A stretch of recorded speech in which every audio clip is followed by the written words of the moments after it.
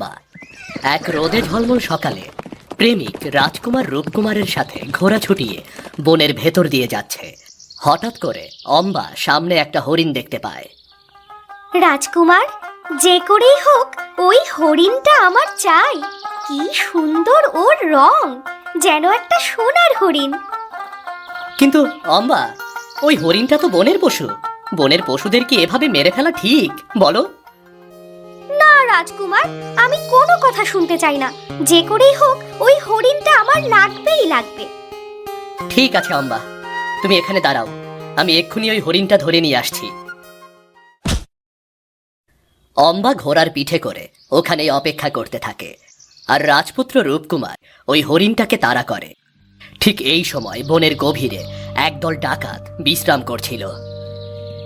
না না না না না না, এভাবে আর দিন চলে না রে। আজ কতদিন ধরে বড় কোনো দাও মারতে পারছি না রে। সর্দার, আমরা তো অনেক চেষ্টা করে যাচ্ছি, কিন্তু দাও মারার মতো তেমন কোনো জায়গায় পাচ্ছি না সর্দার। তা বললে হবে না, এমন চলতে থাকলে আমাদেরকে তো না খেয়ে মরতে হবে। সর্দার, আপনি কোনো চিন্তা করবেন না, শীঘ্রই আমরা একটা ভালো টাকা পয়সাওয়ালা লোককে খুঁজে বের করবো সর্দার। তারপর সুযোগ বুঝে ডাকাতি করে সব কিছু কেড়ে নেব। আরে, এসব ছোটখাটো কাজ করে কোনো মজা নেই রে। রাজ স্বপ্ন দেখ রে, কোনোভাবে যদি রাজবাড়িতে ঢোকা যেত, তাহলে আর আমাদের সারা জীবন কোনো কষ্ট করা লাগতো না। কিন্তু সর্দার, রাজবাড়িতে তো অনেক সৈন্য থাকে, তাদের চোখ ফাঁকি দিয়ে রাজপ্রাসাদের ভেতরে ঢোকা তো খুবই কঠিন কাজ। সর্দার, ওই রাজবাড়িতে ডাকাতি করার ভূত আমাদের মাথা থেকে নামিয়ে ফেলতে হবে। অন্য কোনো জায়গা খুঁজতে হবে সর্দার। খোঁজাখুঁজি সব বাদ, ওদিকে তাকিয়ে দেখ, ওই যে। ডাকাত সর্দারের কথায় ওরা পেছনের দিকে তাকায়, আর তখনই দেখতে পায় একটা হরিণের পেছনে ধাওয়া করতে করতে আসছে রাজপুত্র রূপকুমার। আমি কি দেখছি সর্দার, এ তো একেবারে মেঘ না চাইতেই জল সর্দার। একজন রাজপুত্রের শরীরে কি পরিমাণ সোনাদানা থাকে জানিস? জানি জানি সর্দার, কাজটা ঠিকভাবে করতে পারলে আগামী 7 দিন আমরা বসে বসে খেতে পারবো। তাহলে আর শুধু শুধু অপেক্ষা করছিস কেন হতভাগারা? উঠে পড় তাড়াতাড়ি, উঠে পড়। ডাকাত সর্দার তার দুজন সাগরেদকে নিয়ে ছুটে যায় রাজপুত্র রূপকুমারের দিকে। হ্যাঁ রে রে রে রে রে রে রে রে রে রে রে রে রে রে।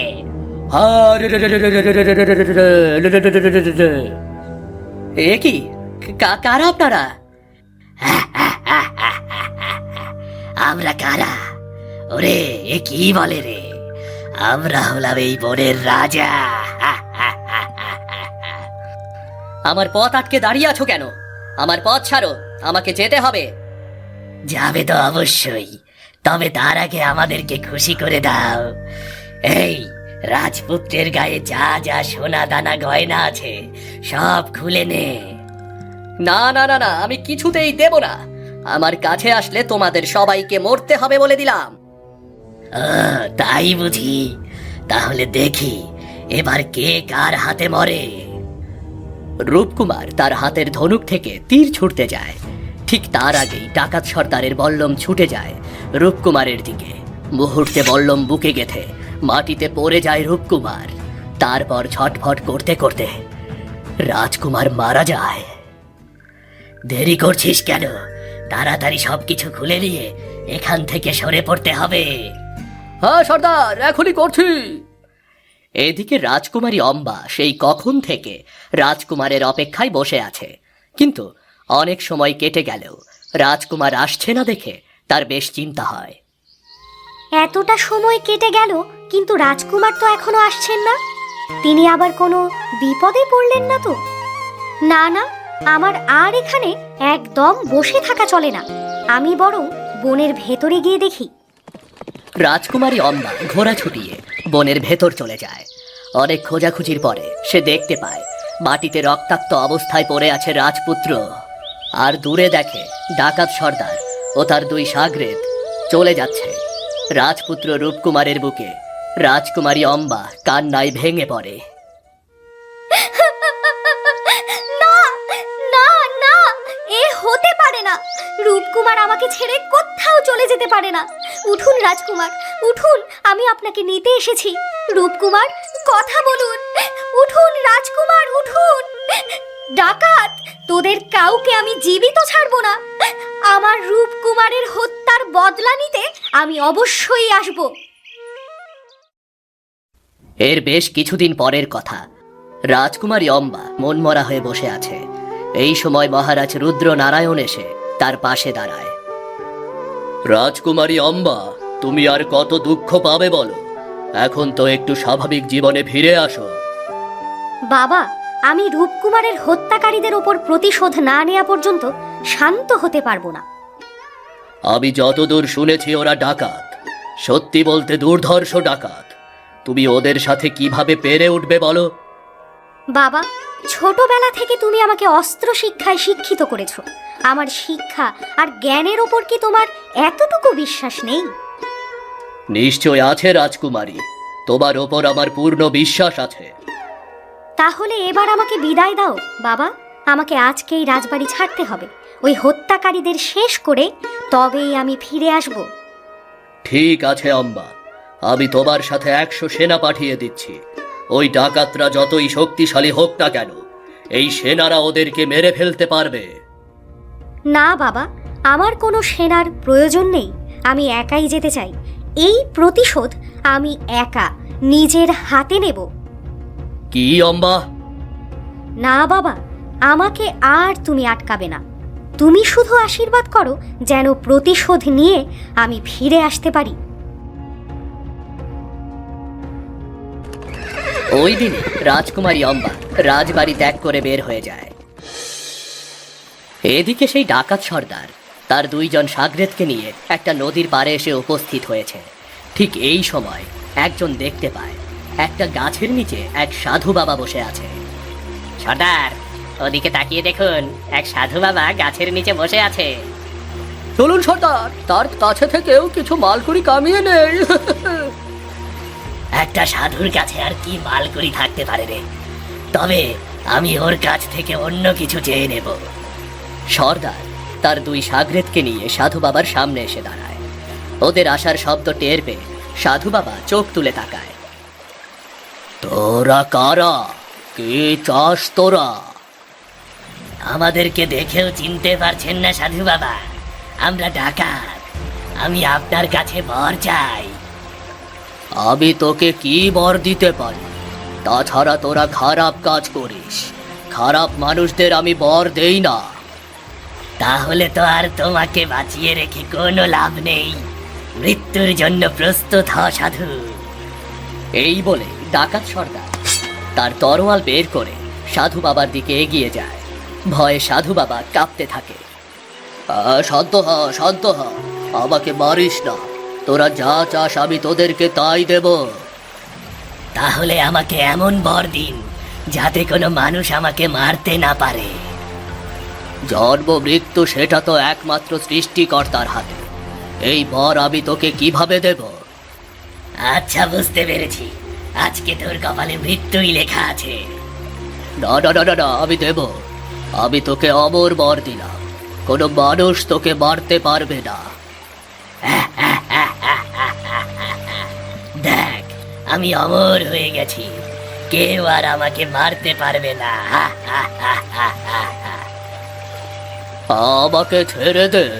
তুই যা চেয়েছিস আমি তোকে তাই দিয়েছি। ছেড়েই তো দেব। এই, তোরা তাকিয়ে কি দেখছিস? বুড়োটাকে ধরে নদীতে ছেড়ে দে। ডাকাত সর্দারের কথা শুনে সাগরেদ 2 জন সাধু বাবাকে ধরে নদীতে ছুঁড়ে মারে। রাজকুমারী অম্বা তখন অনেক পথ ঘুরেও ওই ডাকাতদের কোথাও খুঁজে পায় না। জানি না ওই দুষ্টু ডাকাতের দল কোথায় পালিয়েছে। আমাকে যে ওদের যে কোনোভাবে খুঁজে বের করতেই হবে, তা না হলে আমি আর শান্তি পাচ্ছি না। কিন্তু কিভাবে খুঁজব? কোথায় খুঁজব? হে সৃষ্টিকর্তা, আমাকে পথ দেখাও। অম্বা একা একা কথা বলতে বলতে সাধু বাবার সেই পথ দিয়ে যাচ্ছিল। হঠাৎ সে দেখতে পায় এক সাধু বাবা নদীতে পড়ে আছে। এ কি, সাধু বাবা নদীতে পড়ে আছে? কি হয়েছে ওনার? মনে হচ্ছে উনি নদী থেকে উঠতে পারছেন না। আমাকে এক্ষুনি ওনাকে সাহায্য করতে হবে। অম্বা তখনই নদীতে নেমে যায়। তারপর সাধু বাবাকে ধরে নদীর জল থেকে পাড়ে তুলে আনে। বেশ কিছুক্ষণ শান্ত হয়ে গাছের নিচে বসার পর সাধু বাবা স্বাভাবিক হয়। আপনার এই অবস্থা কি করে হলো সাধু বাবা? কিভাবে আপনি নদীর জলে পড়ে গেলেন? ডাকাত, ওই ডাকাত আর তার দুই সর্দার এসে আবার এই অবস্থা করে গেছে।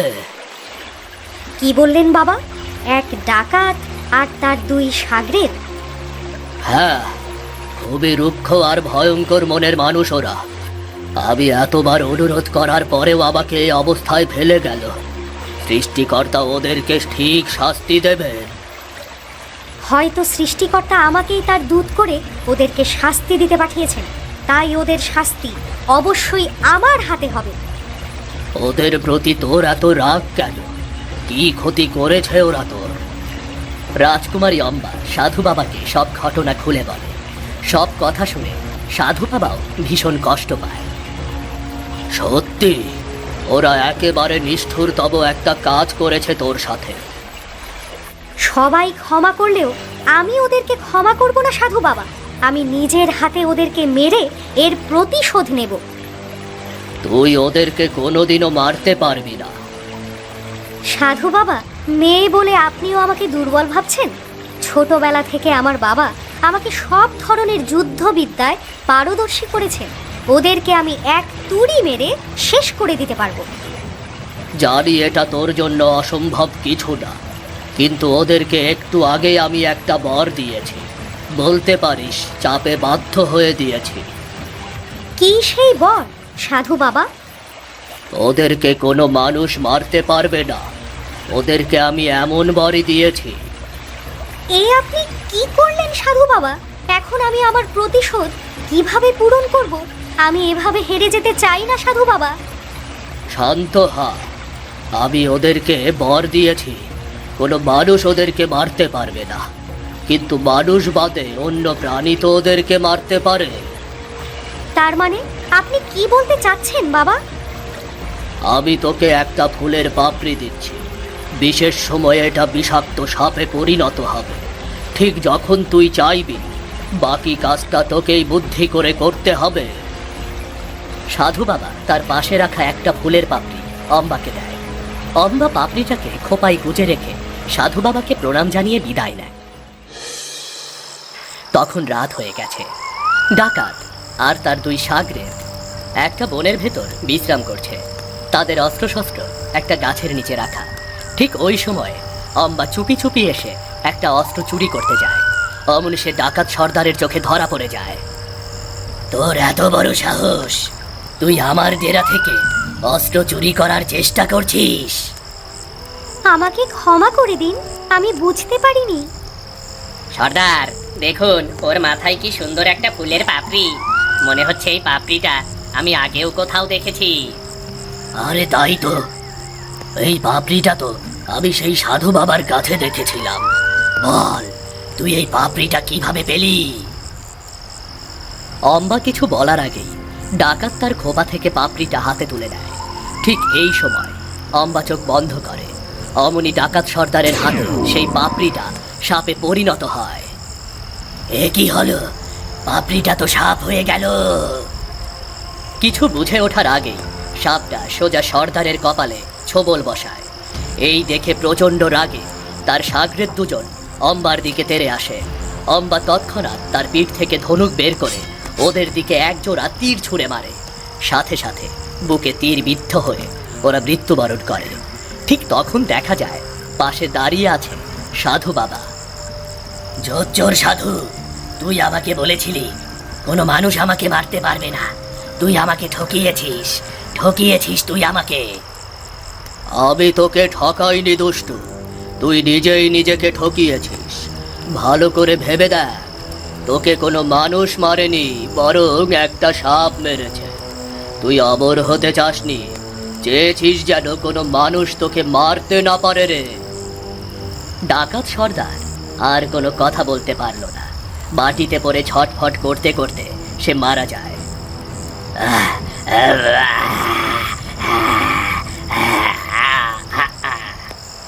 সাধু বাবা, আপনি না থাকলে হয়তো এই প্রতিশোধ আমি এত তাড়াতাড়ি নিতে পারতাম না। ঠিক একই রকম তুই না থাকলে হয়তো আমি এতক্ষণে নদীর জলে মারা গিয়ে ভেসে যেতাম রে। এই পাপড়িটা নিয়ে তুই প্রাসাদে ফিরে যা, তোর প্রতি আমার অনেক আশীর্বাদ আছে রে।